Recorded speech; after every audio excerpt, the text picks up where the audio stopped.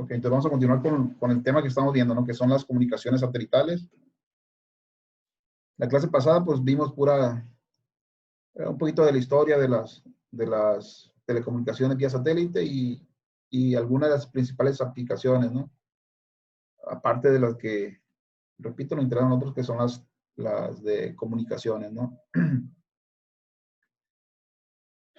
El día de hoy vamos a hablar más acerca de esta parte, ¿no? De lo que son las órbitas que siguen estos satélites. Ya vimos el concepto de órbita, ¿no? Entonces, los tipos de órbita o cómo se clasifican los satélites de acuerdo a sus órbitas, un poquito más detallado. Y el movimiento ¿no? Que rige a los satélites, o sea, que me define esa órbita, ¿no? Entonces, ese es el tema. Lo voy a poner aquí en pantalla completa.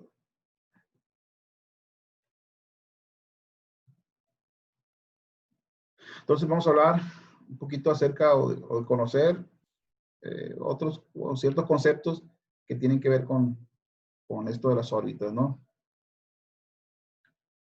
Y uno de los principales, pues, sería esto, ¿no? Que yo creo ya lo habrán visto por ahí en física o en alguna otra materia, pero que tiene que ver con las leyes de Kepler, ¿ok?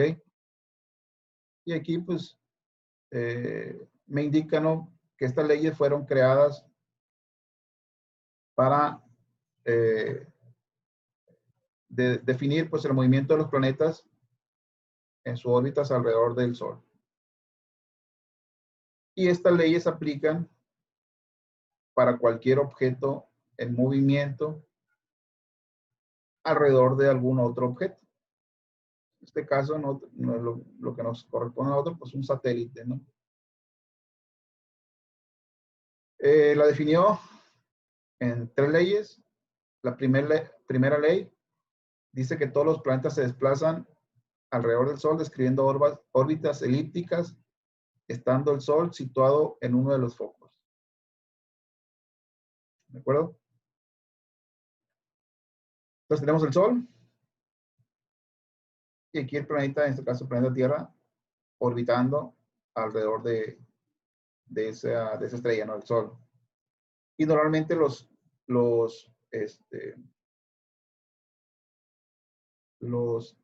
órbitas son de tipo elíptica, ¿no? Bien, la segunda ley dice que el radio vector que une el planeta y el Sol barre áreas iguales en tiempos iguales. ¿A qué se refiere esto? Que en un determinado tiempo, por ejemplo, en este lapso de tiempo en que el planeta Tierra orbita alrededor del Sol, por ejemplo, en este lapso de tiempo, en este otro lapso de tiempo, en este otro lapso de tiempo, las áreas que definen esos radios son iguales. O sea, esta área que define este tiempo, conjunto con el radio a esa distancia del Sol y la órbita, pues, el tiempo que tiene, perdón, el área que tiene esta forma definida es la misma área que está de aquí a acá y que está de aquí a acá. ¿Por qué pareciera que los tiempos son diferentes? Se supone que este tiempo es igual a este tiempo y es igual a este tiempo. De hecho, no se supone, ¿no? Son iguales esos tiempos. O sea, supongamos que aquí transcurrieron, no sé, 3 días en pasar de aquí a acá. Aquí también pasó 3 días, y aquí pasó 3 días. ¿Qué pasa? Que a mayor distancia que tenga el objeto que está girando alrededor del otro cuerpo que lo rige, el tiempo, entre comillas lo voy a decir, pareciera transcurrir más lentamente. ¿De acuerdo? Entonces, por eso aquí la distancia es menor, aunque se refiere al mismo tiempo. Aquí, como está muy cercano al Sol, el tiempo va a pasar más rápido, entre comillas, ¿de acuerdo? El tiempo siempre es igual, ¿no? pero si lo graficamos o si lo vemos de esa manera, así se podría definir, ¿de acuerdo? Entonces, la segunda ley dice que el área que forma son iguales, ¿no? Para tiempos iguales.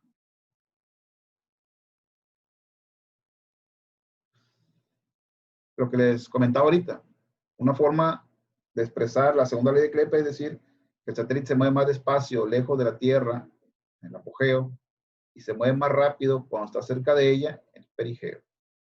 ¿Ok?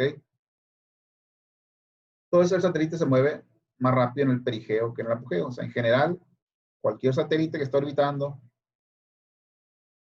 alrededor de otro cuerpo, en este caso la Tierra, se va a desplazar más rápido cuando está cercano a ese objeto, en este caso la Tierra, o sea, en el perigeo, y se va a desplazar más lentamente en el apogeo. ¿De acuerdo? Esto debido a esa segunda ley de Kepler. Y la tercera ley es la que dice que el cuadrado de su periodo orbital de un planeta, o sea, el tiempo en que tarda en dar una vuelta alrededor del Sol, es directamente proporcional al cubo de la distancia media con el Sol. O sea, la distancia promedio que existe entre el objeto que está orbitando alrededor de él, o sea, el planeta, el cuadrado de su periodo es directamente proporcional a esa distancia. Y la definen con una letra K. Y es una constante para todo planeta. Donde P es el periodo orbital, dice, R es la distancia media del planeta con el Sol y K es la constante de proporcionalidad. Se le llama a ese valor que se obtiene al hacer este cálculo, ¿no? Y pues, también aplica para los satélites de telecomunicación. ¿Por qué? Porque aplica para cualquier objeto orbitando alrededor de otro, ¿no? Entonces dice, aplicando las leyes de Kepler, el lanzamiento de un objeto sobre la superficie de la Tierra, si le proporcionamos suficientemente velocidad, esta quedaría en órbita alrededor del planeta, pero si la velocidad es lo suficientemente elevada, el objeto escaparía formando una parábola en su trayectoria. ¿De acuerdo? Entonces, normalmente, los envíos de cualquier objeto, o sea, de cualquier satélite o de cualquier lanzamiento espacial, normalmente tienen esa trayectoria, ¿no? O sea, nunca lo van a lanzar en sentido opuesto al, a la dirección de la Tierra, es decir, en sentido paralelo, supongamos, a la superficie, perdón, perpendicular a la superficie. Siempre los lanzamientos van a tender a ir dirigidos hacia alguna órbita, ¿de acuerdo? ¿Para qué? Para que la velocidad a la que se lanza no vaya a sobrepasar esa órbita donde quiero que mi satélite quede girando. O sea, que no se vaya a salir pues, de la gravedad de la Tierra, sino es un cálculo muy particular, muy específico para la altura en la que yo quiero situar a mi objeto, a mi satélite. ¿De acuerdo? Entonces, ¿qué velocidad se necesitan? Así en general. La velocidad orbital para permanecer a 242 kilómetros de altura se requiere una velocidad de 8 kilómetros sobre segundo, o sea, 26,000 kilómetros por hora, donde una órbita completa tomaría alrededor de 90 minutos. ¿De acuerdo? Entonces, la velocidad para que un satélite se mantenga, en este caso particular, a una altura de 242 kilómetros de la superficie, este objeto tenía que estar siendo impulsado a una velocidad de esta, ¿no? De 26,000 kilómetros por hora. Y se tardaría 90 minutos en completar un periodo orbital. Y la velocidad de escape terrestre viene siendo esta. O sea, la velocidad de lanzamiento inicial para que pueda vencer la fuerza gravitatoria, que obviamente entre más cercano a la superficie, pues más fuerte es. Pues para poder salir de esa fuerza gravitatoria, se requiere un lanzamiento a esta velocidad de 40,680 kilómetros por hora. ¿De acuerdo? O 11,3 kilómetros por segundo.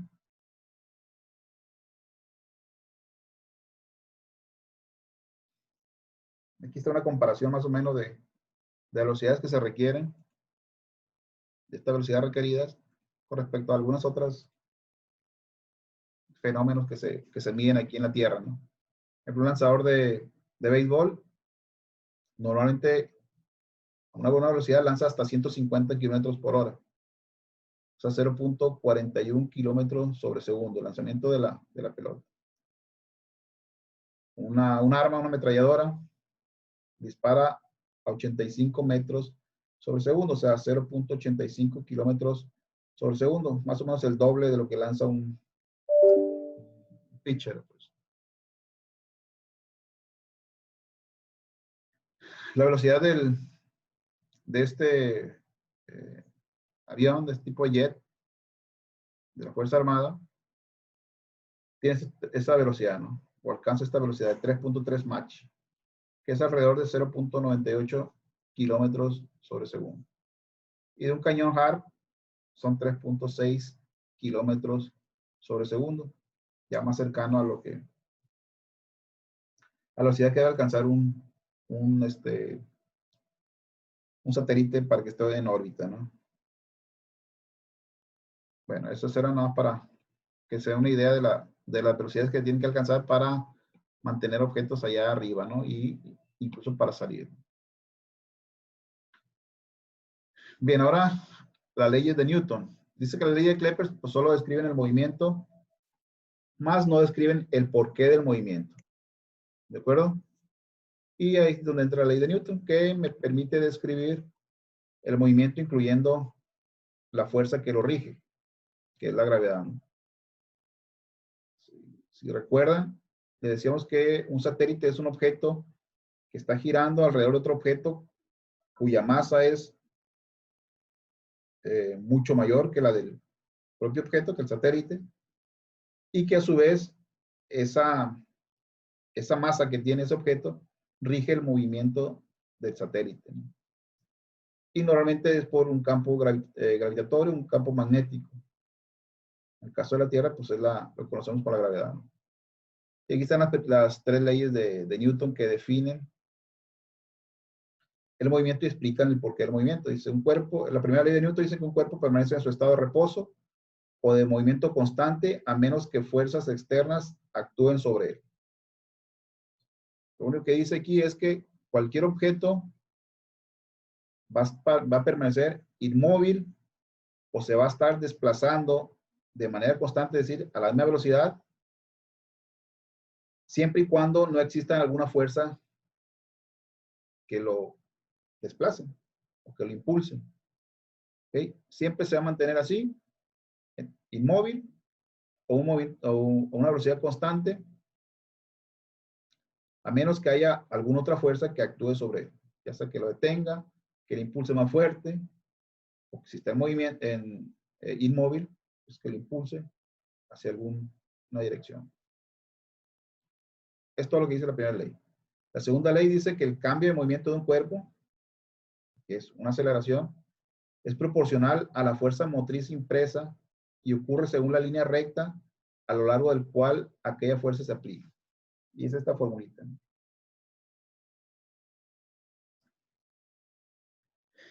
Entonces dice que el cambio de velocidad de un cuerpo que esté inmóvil o que esté en movimiento constante va a ser proporcional a la fuerza que se le aplique y va a ser en dirección a la línea recta a lo largo de la cual aquella fuerza se aplica. Tengo el objeto aquí, que está inmóvil. Si yo le aplico una fuerza en línea recta en este sentido o en esta dirección, significa que el cuerpo se va a desplazar en ese mismo sentido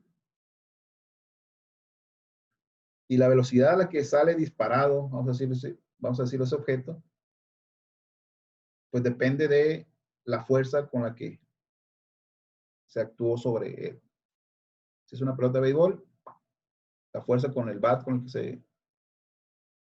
que se le aplicó al batazo, vamos a decirlo, la dirección va a depender de la media del movimiento del bat, o sea, del swing que haga el bateador, y por allá va a salir. ¿De acuerdo? Entonces, es lo único que se refiere a la segunda ley de Newton. Y la tercera dice, cuando un cuerpo ejerce una fuerza sobre otro, el segundo cuerpo ejerce de manera simultánea la misma fuerza sobre el primer cuerpo, igual en magnitud y dirección opuesta a la que aplica el primer cuerpo. Resumiendo, a toda acción corresponde una reacción de la misma cantidad o de la misma magnitud en sentido opuesto. O sea que si yo impulso, no sé, alguna pelota, la empujo en un sentido, esa misma pelota va a ejercer, dice de manera simultánea, la misma fuerza sobre mí, y yo fui el que impulsé esa pelota, en sentido contrario al cual yo le apliqué esa fuerza. ¿De acuerdo? Que si mis manos con las que impulsé esa pelota tiene la misma masa, el mismo peso que la pelota, pues va a tomar la misma velocidad en sentido contrario y la pelota se va a dirigir al otro lado a la misma velocidad. ¿De acuerdo? Pero no tenemos ni la misma masa, ni la misma fuerza, etcétera, ¿no? Entonces, por eso el impacto que nosotros recibimos a lo mejor es mínimo cuando es una pelota.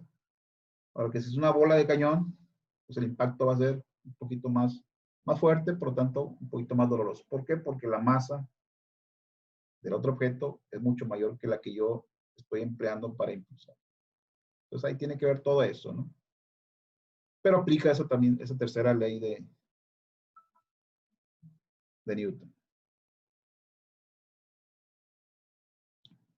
Entonces la ley de gravitación universal de Newton establece que cada punto de masa en el universo atrae a otro con una fuerza que es directamente proporcional al producto de sus masas e inversamente proporcional al cuadrado de la distancia entre ellas. Resumiendo,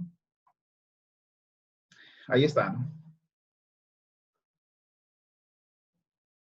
Y G es lo que se conoce como la constante de la fuerza de gravedad que la Tierra ejerce sobre los cuerpos que están ya sea orbitando alrededor de ella o que están sin movimiento. En este caso, por ejemplo, nosotros, ¿no? Y tiene esta constante aproximada, ¿no? 6.674 y esto es Newton metro cuadrado por kilogramo a la menos 2. No me voy a meter mucho sobre estas formulitas ni estas leyes. Nomás les expliqué así de manera rápida, pues para que vean que aplica mucho para definir la órbita de un satélite alrededor de, en nuestro caso, lo que viene siendo la Tierra, ¿no? Entonces, en realidad se utilizan, pues, ambas leyes, ¿no? Tanto la de Kepler para una cosa y la de Newton para otro. Kepler, principalmente para definir el movimiento, la dirección que va a seguir. Newton, para saber qué fuerzas aplicar al satélite. ¿De acuerdo? Ahí voy a subir el documento ahí para que lo tengan al alcance, ¿no? Bien, los parámetros de las órbitas.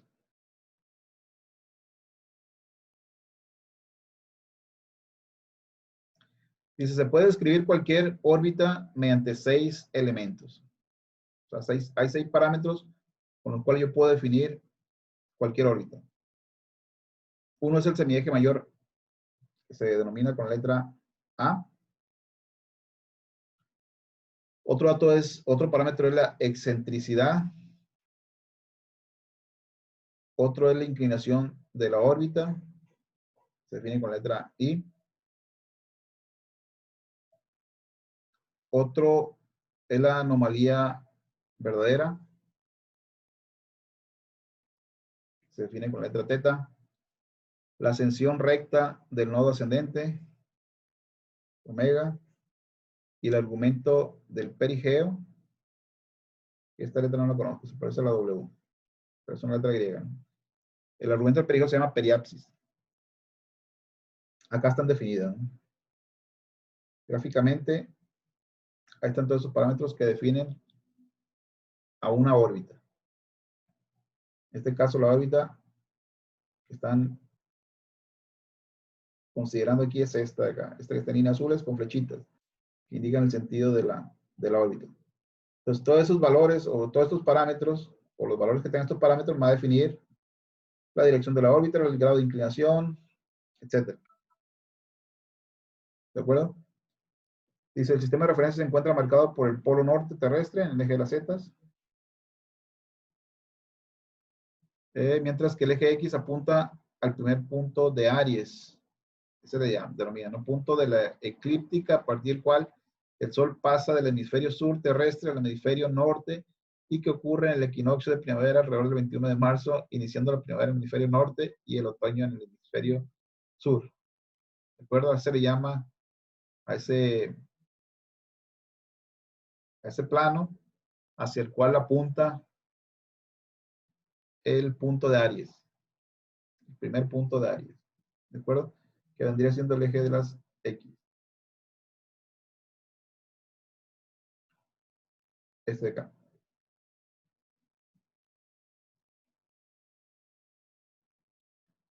Entonces, en función de los elementos anteriores, se puede conocer la velocidad de un cuerpo en órbita en cualquier punto. Entonces, con esos parámetros, obteniendo los valores de esos parámetros, mediante esta formulita, yo puedo calcular a qué velocidad se está desplazando, dice en este caso, un satélite en órbita, ¿no? Este me sirve más para calcular velocidades en una órbita.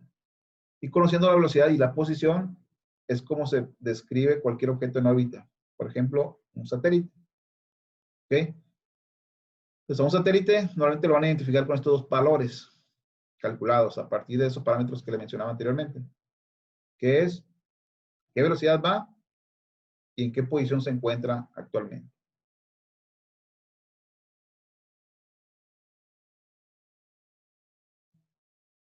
¿Y cómo se determina la órbita? Con esta formulita.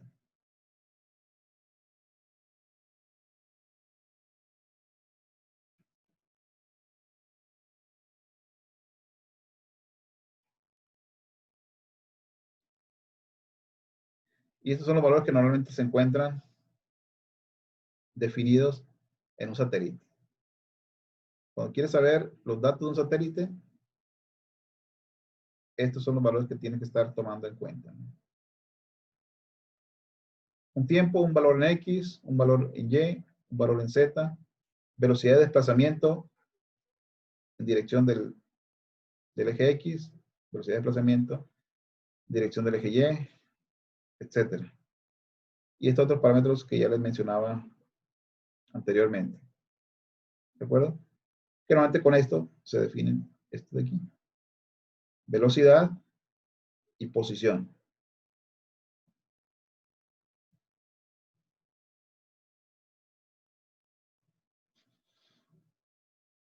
Vamos a pasarnos todo esto.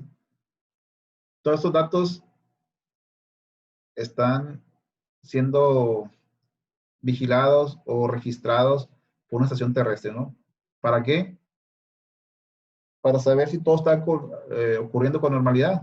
O sea, las estaciones de control terrestre, o sea, quien controla al satélite, pues está vigilando, ¿no? Que a tal hora, a tal minuto, el objeto, el satélite debe estar en tal parte, en tal ubicación y a tal velocidad.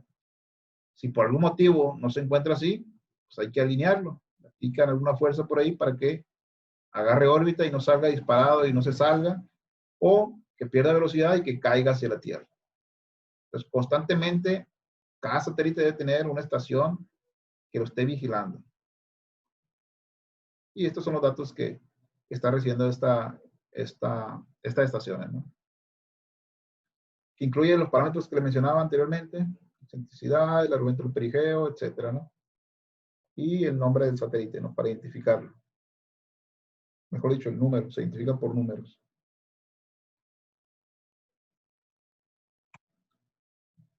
Bueno, vamos a ver los tipos de órbita.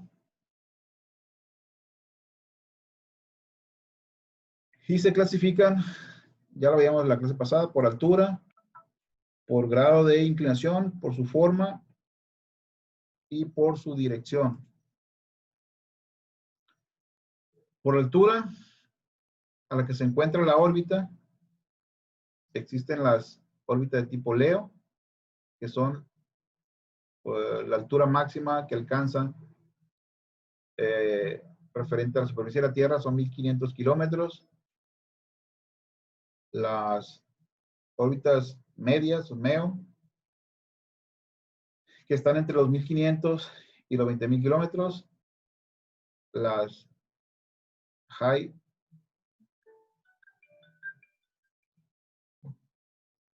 las órbitas altas, o HEO, que son mayores a los 20.000 kilómetros, y los geoestacionarios, que están aproximadamente a 36.000 y cacho de kilómetros.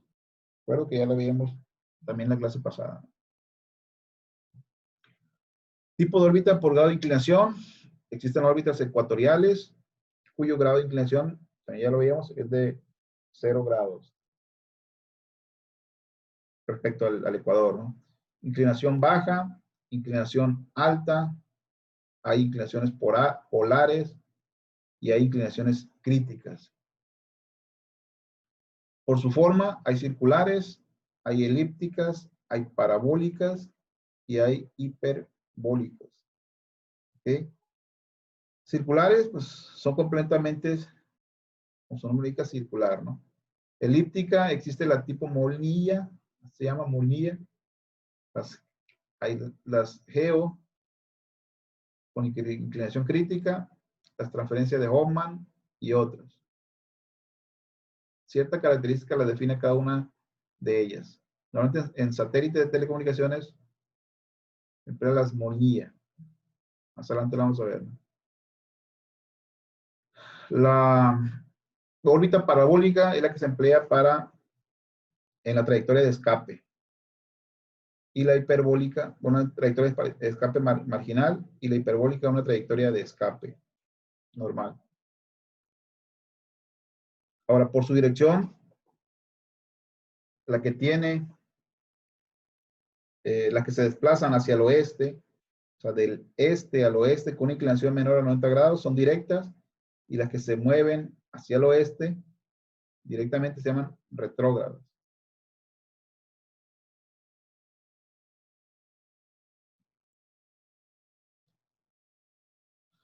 Aquí están más o menos las alturas que manejan los satélites. Entonces eso define a una órbita, las LEO, las MEO y las GEO.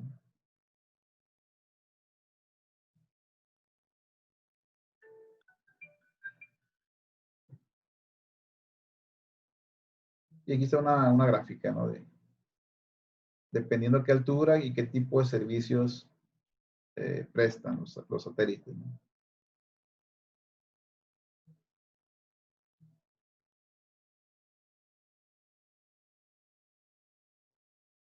Ahora, de acuerdo a su órbita, ¿qué parámetros manejan más o menos? O aquí hay una comparación en esta tabla, ¿no? Los geoestacionarios, la altura es aproximadamente 36.000 kilómetros. Los de órbita media son de 6.000 a 12.000. Y los de órbita baja, alrededor de 200 a los 3.000 kilómetros de altura, ¿no? ¿Cuánto tardan en cumplir un periodo? Los geo, pues 24 horas, ¿no? Tienen que ser la misma velocidad de rotación de lo que es la Tierra. Pues esto siempre va a ser 24 horas. Los de mediana altura, entre 5 y 12 horas. Y casi todos los de órbita baja duran alrededor de 90 minutos. Ahí siempre van a ser 90 minutos. La estación espacial, decía la clase pasada, tarda 90 minutos en completar una órbita, dar una vuelta a la Tierra. ¿Qué velocidad deben de mantener para esto? Los geoestacionarios, 11.000 kilómetros por hora. Los de órbita media, 19.000 kilómetros por hora. y lo de órbita baja, 27.000 kilómetros. Entre más cercano a la Tierra, más velocidad tiene que tener. ¿Por qué? Porque la fuerza que ejerce la gravedad sobre el objeto pues, es mucho mayor entre más cercano yo esté a la superficie. Por eso la velocidad tiene que ser más alta. Y en cuanto más me vaya alejando de la superficie, la velocidad va a ir disminuyendo. ¿De acuerdo? Para poder mantener esa órbita. El retraso en ida y vuelta en milisegundos son 250, 80 y 10. Hay un mayor retraso en las geoestacionarias que en las órbitas bajas. Periodo de visibilidad. Supone que a esta altura siempre voy a ver yo al satélite. Un satélite que ande orbitando a mediana altura, lo voy a ver entre 2 y 4 horas. Y uno de órbita baja menores a 15 minutos. ¿Por qué? Porque está más cercano a la Tierra, está un poquito más alejado y este pues, está a una altura grande, ¿no? Cantidad de satélites que son necesarios para tener una cobertura global, o sea, para siempre tener cubierta toda la superficie de la Tierra. Los GEO, con 3 satélites que ya tenga, a 120 grados uno respecto al otro y a esa altura, de cualquier punto de la Tierra vamos a ver un satélite GEO, ¿no? Siempre y cuando existan las condiciones atmosféricas, sobre todo adecuadas, pues, no hay ningún problema para tener contacto con este tipo de satélite. Una órbita mediana se requiere entre 10 y 12 para poder cubrir toda la superficie, y lo de baja altura, pues obviamente se requiere más, ¿no? Entre 50 y 70 objetos o satélites en una constelación a esa altura de órbita.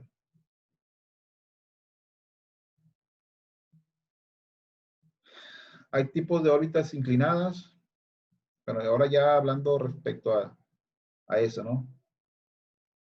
Todas se definen respecto al ecuador, ¿no? El grado de inclinación está definido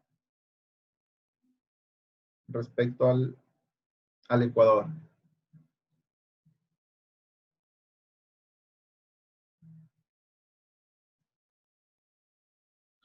Las órbitas Leo, que manejan esas alturas más o menos. La distancia del semieje mayor de esa órbita está más o menos, o mide esto, o sea, alrededor de 6.600 a 7.400 kilómetros. Las velocidades que manejan son mayores de 7.000 kilómetros sobre, perdón, 7 kilómetros sobre segundo. Dice que el tiempo de visibilidad reducidos y continuos desde una estación, por la baja altura que maneja. Hay continuos eclipses, es decir, un eclipse se refiere a una interferencia que haya entre el objeto en tierra y el satélite. ¿De acuerdo? Pero son muy fáciles de poner en órbita. ¿Por qué? Porque la distancia es muy corta y se requiere pues pocos recursos en cuanto al cohete que lo va a poner en esa órbita, ¿no? Las perturbaciones que puede sufrir, está el achatamiento terrestre, o sea, se ve afectado por ese achatamiento terrestre, ¿no?